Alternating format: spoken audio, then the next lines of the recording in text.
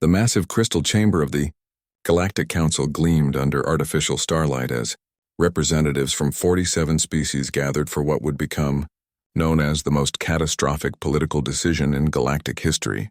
Ambassador Elena Vasquez stood at the human delegation's podium, her weathered hands gripping the edges as she listened to the Zephyrian Prime Minister's accusations. "The humans have overstepped their bounds once again," hissed Minister Kethvar, his scaled hide rippling with indignation. "Their military vessels patrol sectors that belong to sovereign worlds. Their merchants undercut our established trade routes. Their scientists share technology freely with primitive civilizations, disrupting the natural order of development." Murmurs of agreement echoed through the chamber. The Altarian delegates' crystalline form chimed in harmony with others, while the massive Torcan representatives' multiple eyes focused intently on the human section. Elena had seen this building for months. The growing resentment, the whispered conversations in council corridors, the way other delegates avoided human gatherings. "Furthermore," continued the Zephyrian, his voice rising to a dramatic crescendo, "humanity's expansion into the outer rim proceeds without proper authorization. They establish colonies on worlds we haven't even catalogued yet, claiming territory that rightfully belongs to the Council's expansion protocols." Elena waited for her turn to speak, though she already knew how this would end. The evidence folders on her tablet told a different story. One of human aid ships rushing to disaster zones while council committees debated proper procedures, of human doctors treating plague victims on worlds the council had quarantined and abandoned, of human engineers sharing water purification technology with dying civilizations while the council argued about intellectual property rights. When the accusations finally ceased, Elena rose slowly. The chamber fell silent, 46 pairs of alien eyes focusing on her small frame. She was barely 5 feet tall, gray-haired, and approaching her 70th year. Yet she had negotiated peace treaties that saved billions of lives and established trade agreements that lifted entire species from poverty. "Honorable delegates," she began, her voice carrying clearly through the vast chamber without amplification. "The charges brought against humanity today are not new. We have heard them repeatedly over the past 2 years. Yes, our ships patrol the shipping lanes to protect merchant vessels from pirates that the Council Navy ignores. Yes, our traders offer competitive prices because we believe in fair commerce, not the monopolistic cartels some of our colleagues prefer."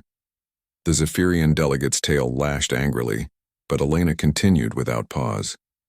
"And yes, we share our technology freely, because we remember what it was like to struggle in the darkness of ignorance and disease. We remember when the Altarians shared their crystal technology with us and the Torcans taught us stellar navigation.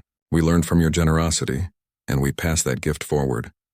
A few delegates shifted uncomfortably in their seats. The Altarian chimes grew softer, more thoughtful. But the momentum of anger and resentment had already built too much force to be stopped by logic or historical precedent. Chancellor Mordun of the Hegemony world stood next, his massive form casting shadows across several rows of delegates.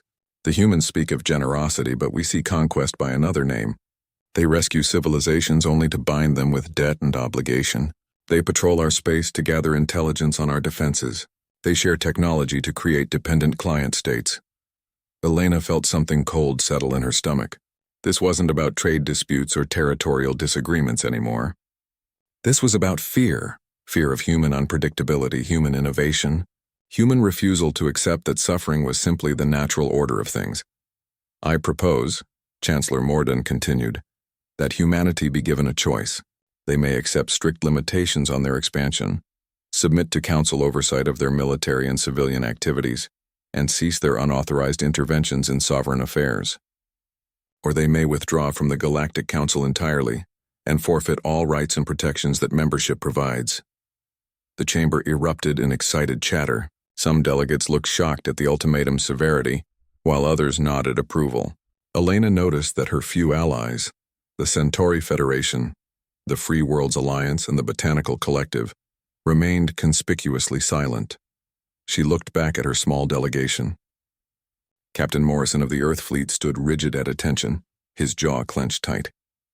Dr. Sarah Chen, the human xenobiologist who had helped cure the Rigelian fever pandemic just last year, stared at her hands in her lap. Ambassador Torres from the Mars colonies had gone pale, realizing that this ultimatum would effectively strangle human expansion for the next century. Elena turned back to the chamber. The vote was already being called. She could see the writing on the wall and the eager expressions of the majority delegates, in the way they leaned forward in anticipation of humanity's humiliation. They wanted humans to beg, to accept restrictions that no other species had ever been forced to endure. The votes came in one by one. 32 in favor of the ultimatum, 11 opposed, 3 abstentions. One delegation, the humans, had not yet voted. All eyes turned to Elena. The chamber fell completely, silent except for the soft hum of life support systems and the distant vibration of the space station's rotation. She could feel the weight of human history pressing down on her shoulders. 2 centuries of struggle to reach the stars, 50 years of careful diplomacy to earn a place in galactic society, countless lives spent building bridges between species that had nothing in common except their determination to survive. The human delegation, she said clearly, her voice carrying to every corner of the vast chamber, abstains from this vote. She gathered her materials, nodded to her team, and walked toward the exit. Her footsteps echoed in the stunned silence as 46 alien species watched humanity's representatives leave without another word. The great doors of the council chamber sealed shut behind them with a soft, pneumatic hiss that seemed to echo through the corridors of the station. Elena didn't look back. She had made her choice, and now the galaxy would have to live with the consequences of theirs. 3 months after humanity's withdrawal from the Galactic Council, Captain Sarah Mitchell received orders that would have been unthinkable during the era of galactic cooperation.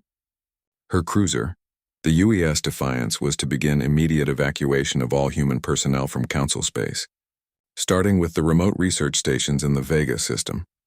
The Kepler research station orbited a dying red giant, its fusion laboratories dedicated to studying stellar collapse phenomena. For 15 years, the facility had hosted scientists from 7 different species, their collaborative work leading to breakthroughs in energy production that benefited the entire galaxy. Now, as Sarah's shuttle approached the docking bay, she could see Zephyrian warships maintaining a blockade around the system. Dr. Amanda Hayes, the station director, met Sarah at the airlock. Her face showed the strain of the past few weeks. Dark circles under her eyes, premature gray streaking her brown hair. "Captain, thank God you're here. They gave us 72 hours to evacuate. 72 hours to abandon 15 years of research." Sarah followed Amanda through corridors lined with sealed laboratories and empty workstations. The station felt hollow, its usual buzz of scientific activity replaced by the mechanical hum of shutdown procedures. "What about the joint research projects? The stellar mapping data? The fusion reactor prototypes?" "Confiscated," Amanda replied bitterly. "The Council claims that since the research was conducted in their space with their oversight, all intellectual property belongs to them. Never mind that 60% of the breakthroughs came from human scientists, or that we provided most of the funding. They passed a group of Altarian researchers who had worked alongside humans for over a decade. The crystalline beings stood motionless, their usual harmonic communications reduced to discordant, mournful tones. One of them, Dr. Corthell, had co-authored 43 papers with human scientists and considered Earth his second home. "Dr. Corthell," Sarah called out, "will you be continuing the research here?" The Altarian's crystal face flickered with colors that Sarah had learned to recognize as deep sadness. "The Council has terminated our joint programs. The remaining research will be restructured under pure Council oversight. The theoretical foundation your people provided. It cannot be replaced." In the central laboratory, Sarah watched human technicians carefully packing decades of research materials, while Council security forces stood guard, ensuring that no proprietary technology left the station. The irony wasn't lost on her. Much of this technology had been freely shared by humans in the first place. Back when the galaxy believed in cooperation over competition, Dr. Chen Wei, a quantum physicist who had spent 8 years developing a new type of subspace communicator, stared helplessly as Council officials sealed his laboratory. "They're taking everything," he said to Sarah. "Even the theoretical frameworks we developed. Decades of work gone." "Not gone," Sarah replied quietly. "Stolen. There's a difference." The evacuation took 18 hours. Sarah watched families pack their entire lives into regulation cargo containers, Scientists abandoning experiments that might have revolutionized galactic civilization, and children saying goodbye to alien friends they would likely never see again. The Defiance and 3 other human vessels loaded nearly 8,000 people, researchers, support staff, families, and diplomatic personnel. As they departed the Vega system, Sarah's communications officer received a message from Earth Command. Similar evacuations were occurring throughout Council space. The Centauri research colonies, the diplomatic missions in the Altair system, the massive terraforming project on Kepler 442b, all of it was being abandoned under Council ultimatums. "Captain," called out Lieutenant Johnson from the navigation station, "we're receiving a priority transmission from the Free Worlds Alliance. They're requesting permission to speak with our evacuation coordinator." The main view screen flickered to life, revealing Ambassador Tashari of the Free Worlds Alliance. The insectoid diplomat's compound eyes reflected a complex mixture of regret and determination. "Captain Mitchell, I speak for 12 independent worlds that have withdrawn their support for the Council's actions. We formally request that human research and diplomatic missions be relocated to our territories." Sarah felt a spark of hope. "Ambassador, that's generous, but the Council has made it clear that any species harboring human operations will face economic sanctions." "Let them try," Tashari replied, her mandibles clicking in what Sarah recognized as fierce determination. "The Free Worlds have survived Council pressure before. We remember what humanity did during the Sargon Plague outbreak. While the Council debated quarantine protocols, human medical ships risked everything to bring us the cure. We do not forget our debts." Over the following weeks, the true scope of humanity's forced withdrawal became apparent. Mining operations in the asteroid belt of Proxima Centauri were seized by hegemony forces. The agricultural research stations that had been developing drought-resistant crops for desert worlds were shuttered. The medical centers that had provided free treatment to refugees from war-torn systems were closed. Most devastating of all was the shutdown of the Galactic Emergency Response Network, a human-funded initiative that had saved millions of lives over the past 2 decades. When natural disasters struck primitive worlds, when plagues threatened to wipe out entire species, when stellar phenomena endangered whole systems, it was human ships that arrived first with aid and expertise. Dr. Sarah Chen, the xenobiologist who had helped cure the Rigelian fever, watched from Earth as reports came in of a new outbreak on the colony world of New Carthage. The Galactic Council's response was to implement a strict quarantine zone and wait for the disease to burn itself out. The human medical ships that could have delivered a cure in 3 days were forbidden from entering Council space.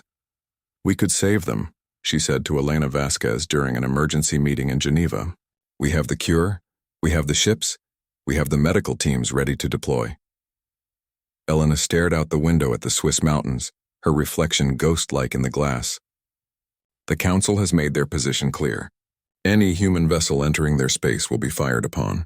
They would rather watch 1 million colonists die than accept our help." "Then we'll find another way," Dr. Chen replied. "The Free Worlds Alliance has ships. The Botanical Collective might help. We can't just sit here and do nothing." Elena turned back to the room, her expression grim. "Sarah, we tried to work within their system for 50 years. We followed their rules, respected their protocols, accepted their restrictions, and in the end they chose fear over cooperation, control over progress.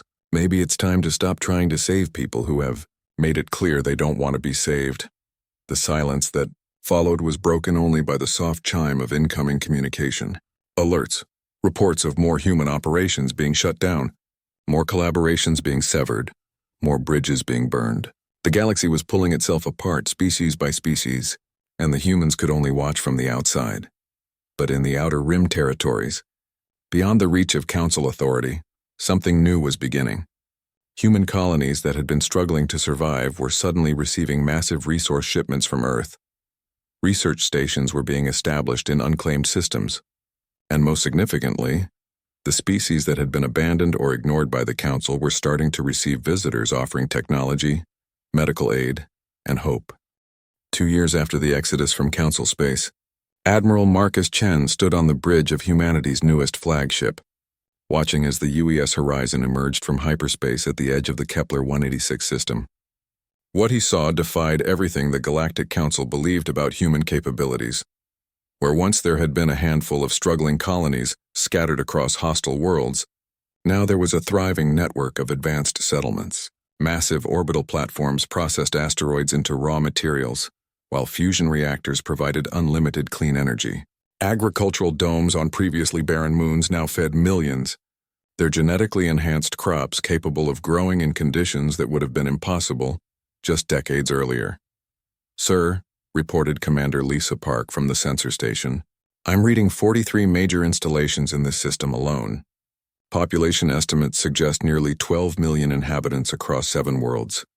Marcus nodded grimly. The numbers told only part of the story. When humans had been forced out of council space, they hadn't retreated to lick their wounds. Instead, they had poured their resources into the forgotten corners of the galaxy, the systems deemed too dangerous or unprofitable for council expansion. Communications. "Get me a channel to New Geneva Station." The view screen shimmered, revealing Director Maria Santos in the command center of humanity's largest civilian research facility. Behind her, Marcus could see multiple species working side by side: Altarian refugees who had refused to abandon their human colleagues, Free World Alliance scientists seeking asylum from council persecution, and dozens of species that the council had never even bothered to catalog. "Admiral," Maria said, her voice carrying a mixture of pride and concern, "I assume you're here about the Quantum Gate project." Marcus felt his stomach tighten. The Quantum Gate project represented humanity's most ambitious undertaking since the development of faster-than-light travel. Using technology that had been freely shared by their alien allies and enhanced by human innovation, they were attempting to create instantaneous travel between star systems without relying on traditional hyperspace corridors. "The Council knows," Marcus confirmed. "Our intelligence indicates they're mobilizing a joint task force. 3 battle fleets representing 8 different species. They're calling it a galactic security operation." Maria's expression hardened. "Let me guess. They're concerned about the destabilizing effects of unrestricted faster-than-light technology. Never mind that they've been hoarding similar research for decades."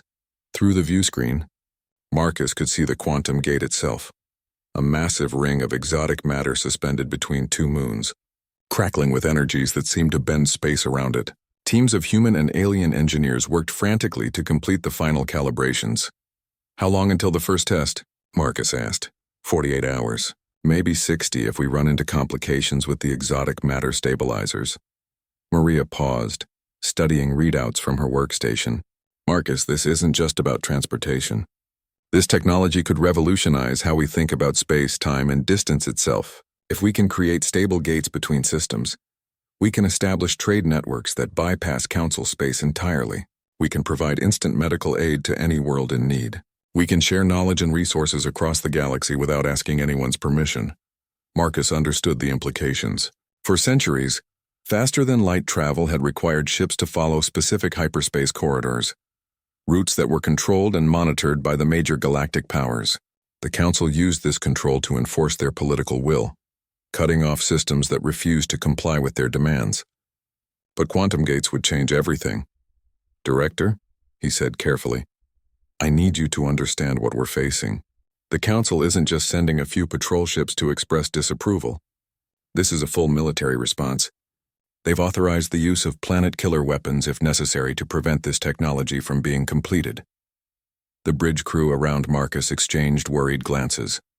Planet killers were weapons of last resort, capable of cracking the crust of an entire world and rendering it uninhabitable for thousands of years.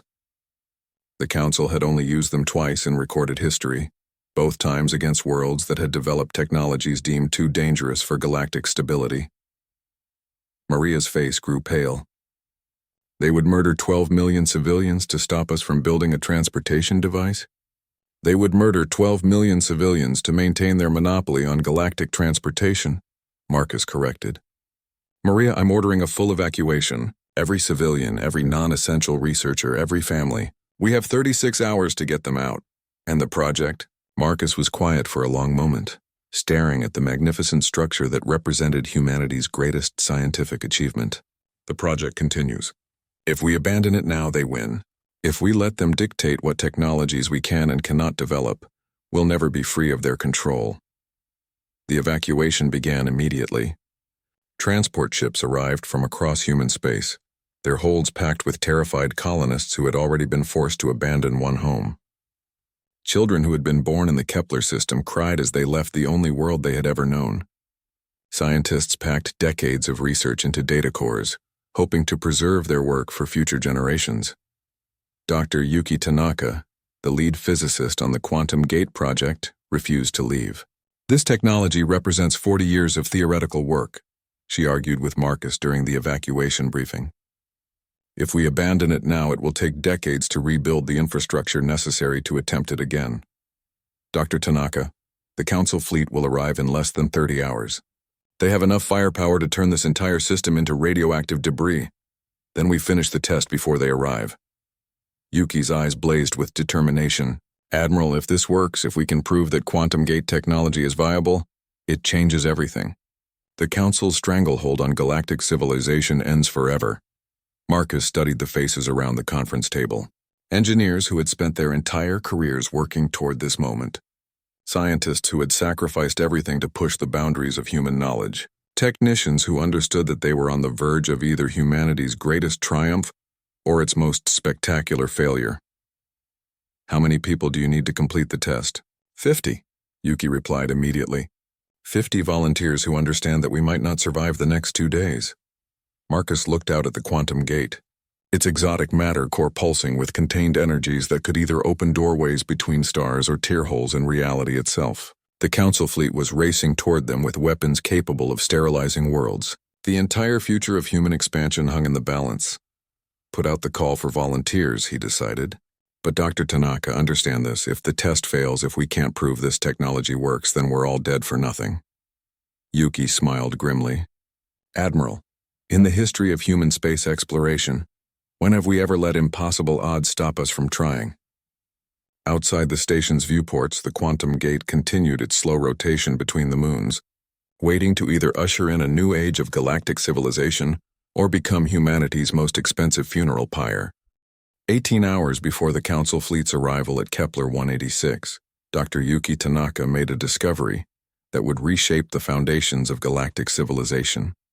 In the depths of New Geneva Station's quantum physics laboratory, surrounded by exotic matter containment fields and reality-bending equipment, she detected something that should have been impossible. Admiral Chen, she called over the communication system, her voice tight with excitement and fear. You need to see this immediately. Marcus arrived at the laboratory within minutes, finding Yuki staring at a holographic display that showed the quantum gate's energy readings. The massive ring structure, visible through the lab's reinforced windows, pulsed with energies that seemed to make space itself ripple around it. What am I looking at, Doctor? Resonance patterns, Yuki replied, her fingers dancing across the control interface. When we activated the exotic matter core 12 hours ago, it began generating quantum signatures that are familiar. Marcus studied the swirling patterns of energy displayed in the hologram. To his untrained eye, they looked like abstract art, beautiful but meaningless. Familiar how? They match energy signatures we've been detecting from Council space for the past 6 months, specifically from the Altair system, the vegan core worlds, and the hegemony capital. Yuki paused, letting the implications sink in. Admiral, the Council already has quantum gate technology. They've had it for years. The revelation hit Marcus like a physical blow. He sank into a nearby chair, his mind racing through the ramifications. They've been using gates to maintain their control over galactic civilization. That's how they've been able to respond so quickly to threats, how their fleets can appear anywhere in Council space within hours. And they've been hiding it from everyone. Yuki continued. The hyperspace corridor system, the restrictions on faster-than-light research, the monopoly on interstellar transportation, it's all been a lie designed to maintain their advantage. Marcus stood up slowly, his expression darkening. They're not coming here to stop us from developing dangerous technology. They're coming here to stop us from revealing that they've been deceiving the entire galaxy for decades. The communication system crackled to life. Admiral, this is Commander Park on the bridge. We're receiving a transmission from the Free Worlds Alliance. They're requesting immediate conference with you and Dr. Tanaka. Minutes later, Ambassador Tashari appeared on the laboratory's main view screen. The insectoid diplomat's compound eyes reflected an unusual intensity, and her mandibles clicked rapidly in what Marcus had learned to recognize as extreme agitation. "Admiral Chen, Dr. Tanaka," she began without preamble, "we have just received intelligence from our operatives within Council space that confirms our worst suspicions. The Council fleet approaching your position is not merely intending to destroy your quantum gate project." "What do you mean?" Marcus asked, though he suspected he already knew the answer. "They intend to eliminate all witnesses, every human in the Kepler system, every alien scientist who has worked with you, every piece of evidence that your quantum research ever existed. They plan to claim that an experimental disaster destroyed the entire system, hiding both their own technology and your discoveries."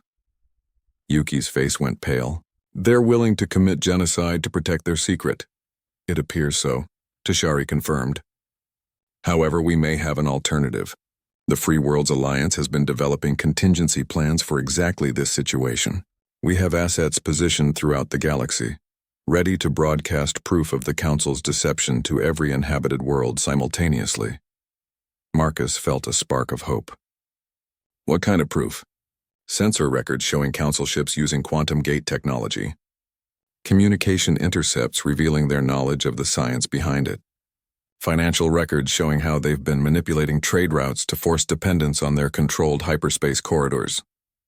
Tashari's image flickered as the transmission strengthened. "But we need your quantum gate to work, Admiral. We need proof that this technology can be replicated by others." "The test is scheduled for 6 hours from now," Yuki interjected. "But there's a significant chance of catastrophic failure. We're dealing with forces that could potentially tear holes in spacetime itself." "Dr. Tanaka," Tashari replied, "if your test succeeds, it will free the entire galaxy from Council domination. If it fails, the Council will achieve their goals anyway through military force. The risk is worth taking." After Tashari's transmission ended, Marcus and Yuki stood in the laboratory, watching teams of engineers make final preparations to the quantum gate. The massive structure now seemed less like humanity's greatest achievement, and more like the focal point of an approaching battle that would determine the future of galactic civilization. "Admiral," Yuki said quietly, "there's something else you need to know about the test."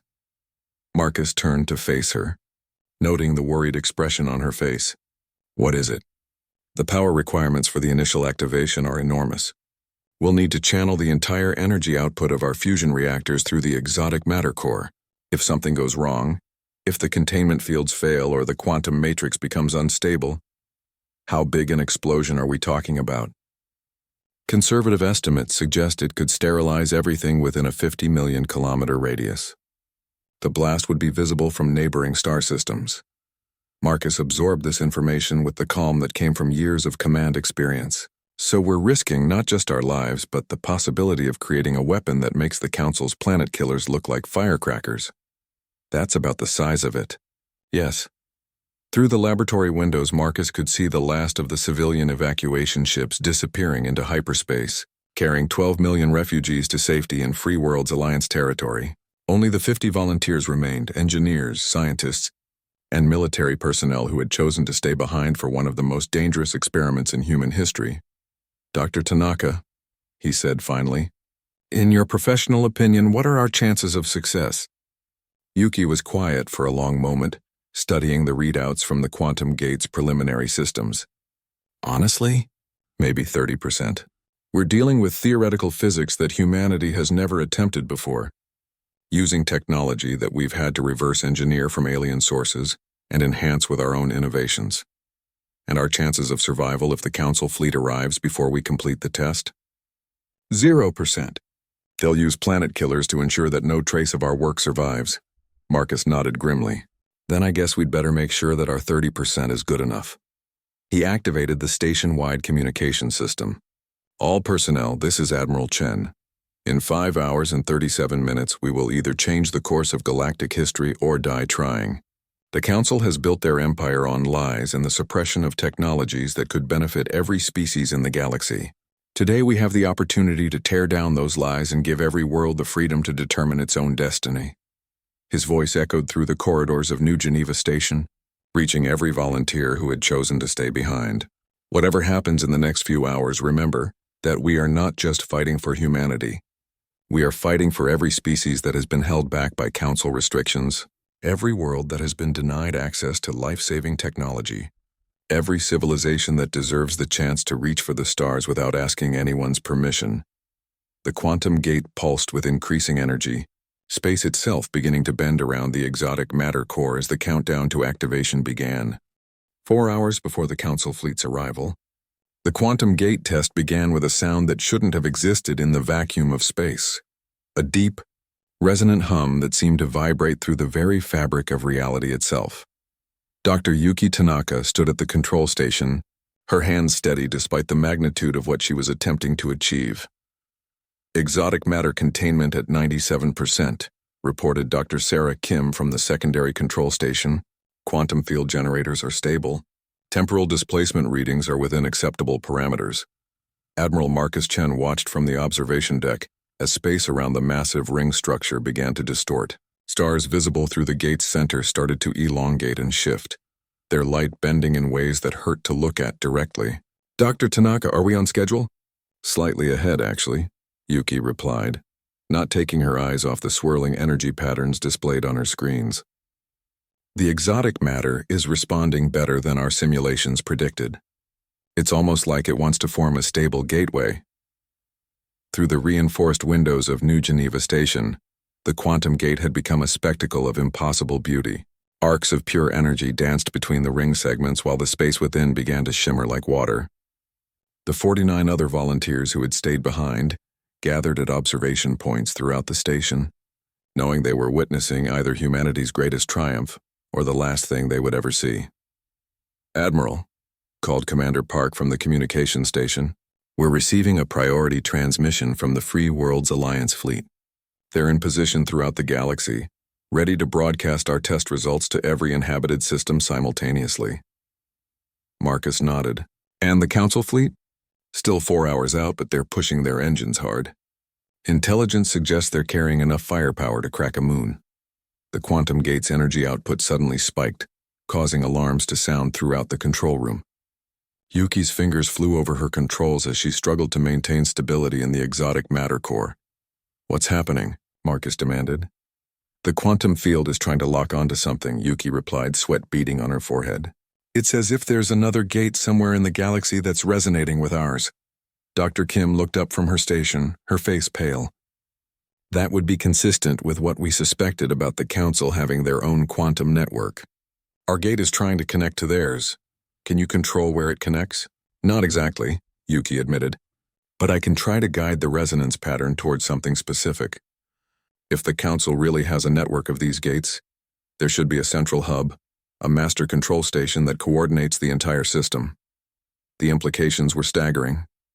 If they could access the Council's own quantum network, they could gather irrefutable proof of the deception that had controlled galactic civilization for decades. They could also potentially disrupt the network itself, crippling the Council's ability to project force across their territory.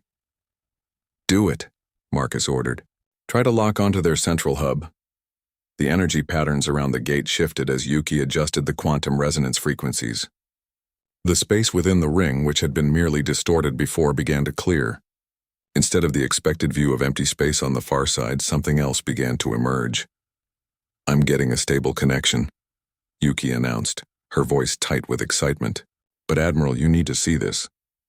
The quantum gate now showed a view of what appeared to be a massive space station, larger than any structure humanity had ever built.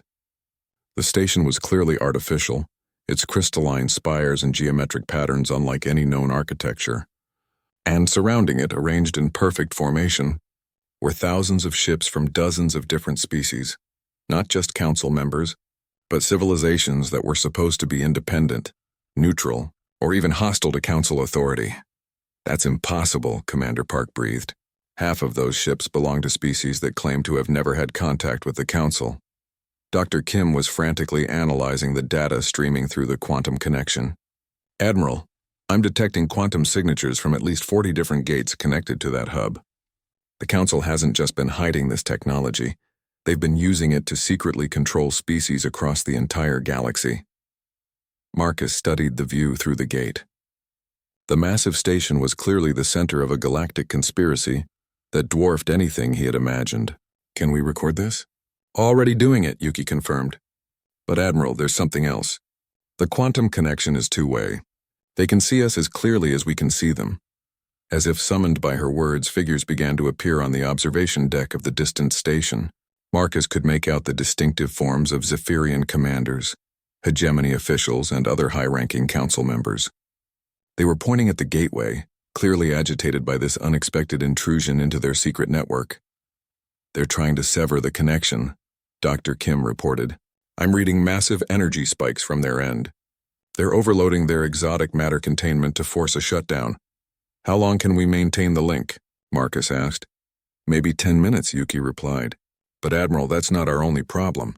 The energy feedback from their shutdown attempt is destabilizing our own gate. If they succeed in forcing a disconnection while our exotic matter core is at full power, the resulting quantum cascade could... She didn't need to finish. Marcus understood the implications. The explosion would not only destroy the Kepler system, but send shockwaves through the quantum network itself, potentially damaging or destroying every gate in the Council's secret system. Commander Park, transmit everything we're recording to the Free Worlds Alliance fleet immediately. All data, all visual records, everything. Transmission sent, Park confirmed. They're acknowledging receipt and beginning simultaneous broadcast to allied worlds throughout the galaxy. Through the quantum gate, Marcus could see panic spreading through the Council station. Ships were breaking formation and moving away from the hub, as technicians struggled to contain the energy feedback. Warning lights flashed throughout the alien structure as the quantum network began to experience cascading failures. Dr. Tanaka, Marcus said calmly, can you intentionally overload their system? Yuki looked up from her controls, her expression shocked. Admiral, that would be an act of war against the entire Galactic Council. The quantum cascade could destroy their ability to use gate technology for decades. They were planning to murder millions of innocent people to protect their secret, Marcus replied. I'd say we're already at war. Yuki hesitated for only a moment before her hands moved to the emergency override controls. Increasing exotic matter output to maximum. Quantum field generators at 150% of rated capacity. If this doesn't work, we'll all be dead anyway when their fleet arrives, Marcus finished. Do it. The quantum gate blazed with energy so intense that the observation windows automatically dimmed to protect human eyesight. Through the gateway, Marcus could see the Council station beginning to buckle as massive energy surges overwhelmed its systems. Secondary explosions rippled through the crystalline spires as the quantum network that had secretly controlled galactic civilization for decades began to tear itself apart. Quantum cascade initiated, Yuki announced over the screaming alarms. The Council's network is collapsing. Gate connections throughout their territory are going offline. And our gate? Stable for now. But Admiral, we've just crippled the Council's ability to project force across the galaxy. Their ships will be stranded in whatever systems they're currently occupying. Their secret control over supposedly independent species has been exposed to the entire galaxy. Through the quantum gateway, Marcus watched as the massive Council station finally succumbed to the energy cascade. The crystalline structure imploded in a brilliant flash of light that briefly outshone the stars around it. The connection severed, leaving only empty space visible through the ring. Dr. Tanaka, Marcus said quietly, I believe you've just changed the course of galactic history. The Council fleet arrived at Kepler 186 to find their worst nightmare realized.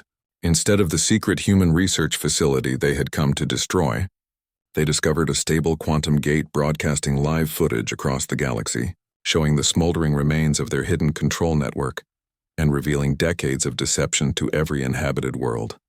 Admiral Marcus Chen stood on the bridge of the UES horizon as three massive battle fleets emerged from hyperspace, their weapons already charging for what they had expected to be a simple extermination mission. The lead vessel, a hegemony dreadnought the size of a small moon, opened communication channels with obvious reluctance. Human vessels, came the voice of Chancellor Mordun himself, his massive form filling the main view screen. You will surrender immediately and submit to Council authority.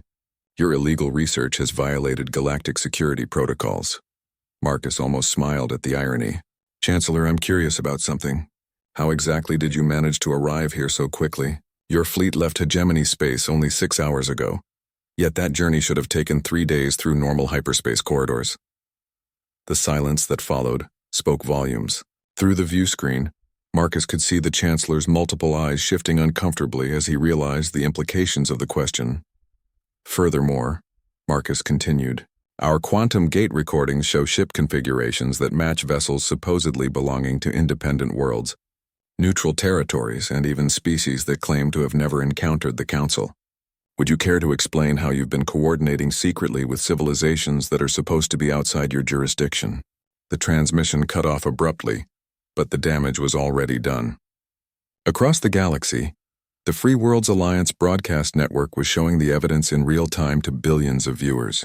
The massive Council space station, the secret quantum network, the ships from dozens of supposedly independent species, all of it was being revealed simultaneously to every world with communication technology.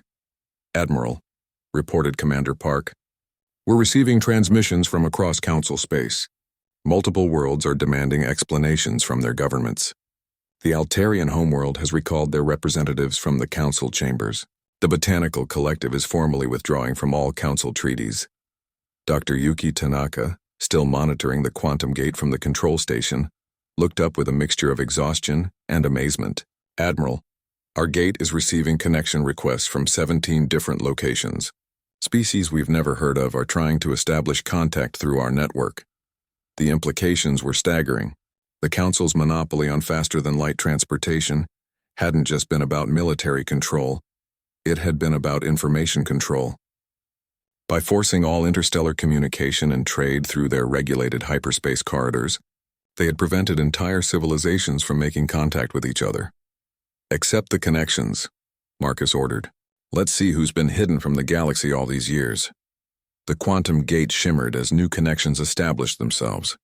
The first view showed a crystalline world orbiting a binary star system, its cities built from what appeared to be living crystal that pulsed with soft bioluminescence. The beings that approached their end of the gate were unlike anything in human databases. Tall, graceful creatures with translucent skin and multiple sets of delicate arms. Greetings, came a voice that seemed to resonate with harmonic overtones. We are the Salaxi Collective. For 300 of your years, we have been isolated by what your people call the Council. Our attempts to contact other civilizations have been blocked by energy barriers we could not understand. A second connection revealed a world of mechanical beings, their bodies crafted from exotic metals and powered by contained stars. We are the Eternal Assembly, they transmitted in precise mathematical language. The organic beings you call the Council have prevented our expansion beyond our home system through the use of what we now understand to be quantum interdiction fields. Connection after connection revealed civilizations that had been deliberately isolated from galactic society. Some for centuries, others for millennia. The Council hadn't just been controlling member species. They had been hiding the existence of entire civilizations that might challenge their authority or offer alternative forms of government and technology. My God, Dr. Kim whispered as the 18th connection showed a world where massive creatures that looked like living mountains communicated through subsonic vibrations. How many species have they been hiding from us? The Council fleet, meanwhile, had fallen into obvious disarray. Ships that had approached in perfect formation were now breaking off as their crews received urgent communications from their home worlds. Marcus watched through the tactical display as the Altarian vessels simply turned around and departed for their home system. The Torcan contingent followed minutes later. Admiral, called Lieutenant Johnson from the navigation station, the Hegemony Dreadnought is charging weapons. It looks like Chancellor Morden has decided to proceed with the original plan despite the political situation. Marcus studied the massive vessel on the tactical display. Even alone, the Dreadnought carried enough firepower to sterilize several worlds. But something had changed in the past few hours. The quantum gate wasn't just humanity's achievement anymore. It was the key to galactic liberation. Open a channel to all ships in the system, Marcus ordered. This is Admiral Chen of Earth Fleet. Any vessel that opens fire on our research station will be considered an enemy of galactic freedom and will be dealt with accordingly. Admiral, Commander Park said quietly, we have one cruiser against a dreadnought that could tear us apart in seconds. Commander, take a look at our sensor readings. Park studied her displays, then looked up with amazement. Sir, I'm reading quantum signatures throughout the system. How many ships just arrived? Through the view screen, Space around the Kepler system began to shimmer as vessels emerged from quantum gates that had opened simultaneously. Ships from the Free Worlds Alliance, the Botanical Collective, and dozens of species that had just learned they weren't alone in the galaxy, materialized around the isolated Council fleet. "This is Ambassador Tishari of the Free Worlds Alliance," came a transmission directed at the Hegemony Dreadnought. "Chancellor Morden, you are hereby ordered to withdraw from this system immediately. The technology demonstrated here belongs to all species, and any attempt to suppress it will be met with unified resistance." The Chancellor's image reappeared on the main screen, his massive form visibly trembling with rage. "You primitive species dare to threaten the hegemony? We have ruled this galaxy for 10,000 years. And for 10,000 years, replied a new voice as another quantum gate opened directly in front of the dreadnought. You have suppressed technologies that could have benefited every living being in the galaxy. The gate revealed a sight that made even Marcus gasp. Beyond the quantum portal was a fleet of ships unlike anything in recorded history. Massive vessels that seemed to be grown rather than built, their organic curves suggesting a technology far beyond anything the Council had achieved. "We are the progenitors," the voice continued with calm authority. "We have watched your deceptions from beyond the galactic rim for longer than your species has existed. The humans have accomplished in decades what you prevented for millennia. The age of Council domination is over." The Hegemony Dreadnought, faced with forces it couldn't hope to defeat, finally powered down its weapons and began the long journey home through conventional hyperspace, its quantum gates no longer functional after the network cascade. "Admiral Chen," came the progenitor voice, "humanity has given the galaxy a gift that cannot be repaid. The quantum gate network you have created will connect civilizations across space and time. Species that have been isolated for thousands of years will finally be able to share knowledge, culture, and friendship." Marcus looked around the bridge at his crew, then out at the quantum gate that had started as humanity's desperate attempt to escape Council control and had become something infinitely greater. "We just wanted to be left alone to explore and help where we could," he said simply. "We never intended to start a revolution." "The best revolutions," replied the progenitor with what sounded like ancient wisdom, "are started by those who simply refuse to accept that suffering is inevitable." 5 years after the Quantum Gate Revolution, Ambassador Elena Vasquez stood once again in a vast assembly hall. But this time the circumstances were vastly different. The new Galactic Assembly represented over 300 species, many of whom had been hidden from each other for millennia by Council manipulation. The crystal chamber had been replaced by an organic structure, grown by the progenitors, its living walls pulsing gently with bioluminescent patterns that somehow made every species feel welcome. Elena was older now, her hair completely gray and her movements slower, but her eyes held the satisfaction of someone who had lived to see justice finally served. Around her, the representatives of former Council species sat not as rulers but as equals among the vast diversity of galactic civilization. "The final resolution regarding the Council species integration has been approved," announced Speaker Veltar of the Silaxi Collective, her crystalline voice carrying harmonics that translated perfectly through the quantum communication network. "All former Council worlds that wish to join the new assembly are welcome, provided they accept the principles of technological freedom and species equality." Elena watched as Minister Kethvar of the Zephyrians rose to speak. The scaled being who had once demanded humanity's expulsion from galactic society now looked humbled, his voice lacking its former arrogance. "The Zephyrian Republic formally requests admission to the new assembly," he said, his words carefully measured. "We acknowledge that our participation in the Council's deception was inexcusable.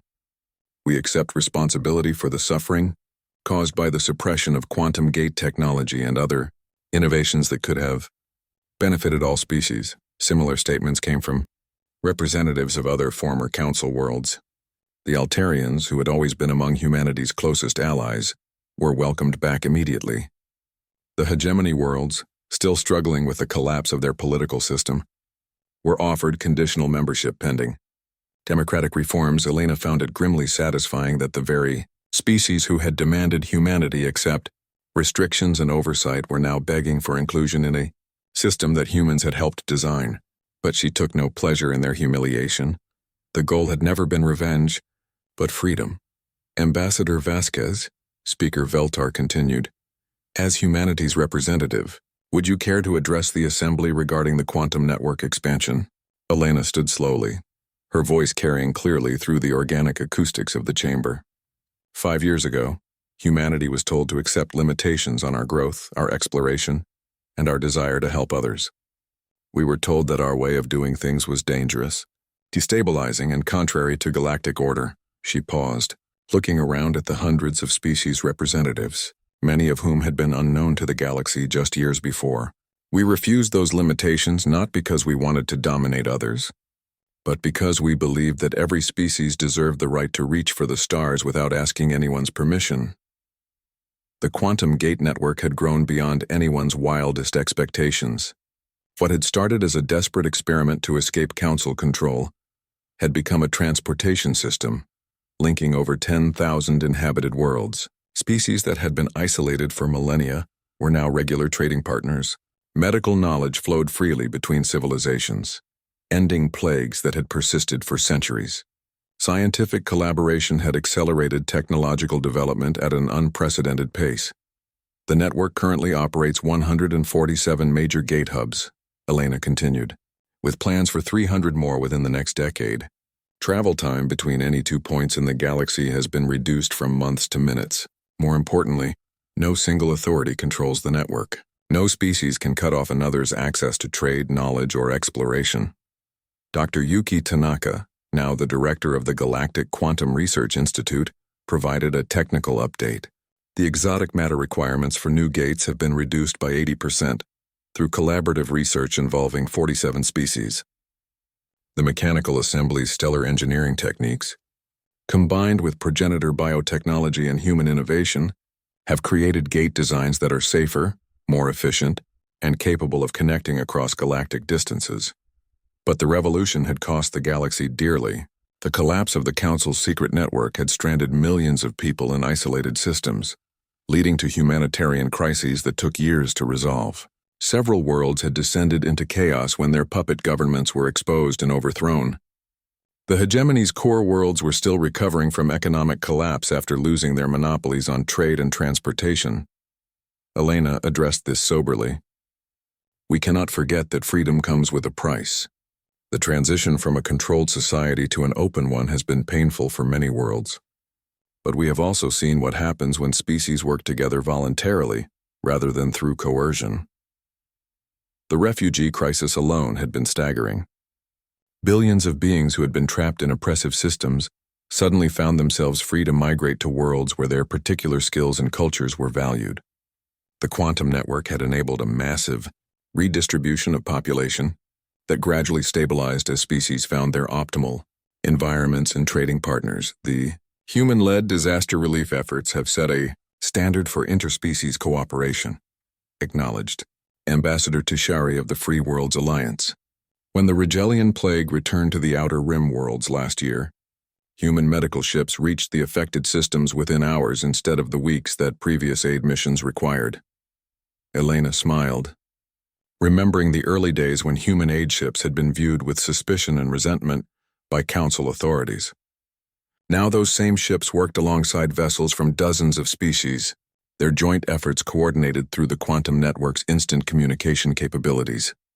The progenitors, who had revealed themselves as the galaxy's eldest species, had shared technologies that were revolutionizing civilization itself. Their bioengineering techniques could terraform dead worlds in decades rather than centuries.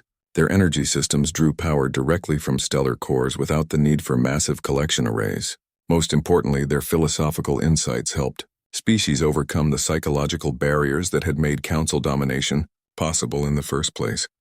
We have learned, said Progenitor, speaker Zinthera through her living ship's communication interface, that the greatest threat to galactic civilization is not war, plague, or natural disaster.